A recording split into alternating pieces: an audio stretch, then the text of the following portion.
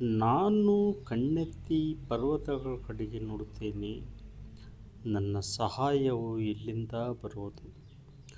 ಭೂಮಿ ಆಕಾಶಗಳನ್ನು ನಿರ್ಮಿಸಿದ ಯೆಹೋವನಿಂದಲೇ ನನ್ನ ಸಹಾಯವು ಬರುತ್ತದೆ.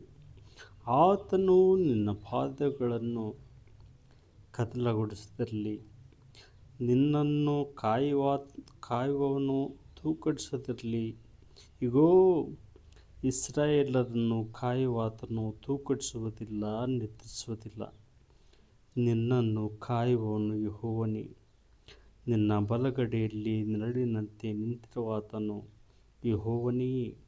ಹಗಲಲ್ಲಿ ಸೂರ್ಯನು, ഇരുಳಲ್ಲಿ ಚಂದ್ರನು ನಿನ್ನನ್ನು ಬಾಧಿಸುವುದಿಲ್ಲ.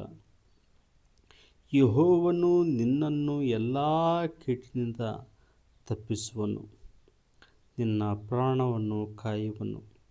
ನೀನು ಹೋಗುವಾಗಲೂ ಬರುವಾಗಲೂ ಇಂದಿನಿಂದ ಸದಾಕಾಲವೂ ನಿನ್ನನ್ನು ಕಾಪಾಡುವನು. Hallelujah, amen.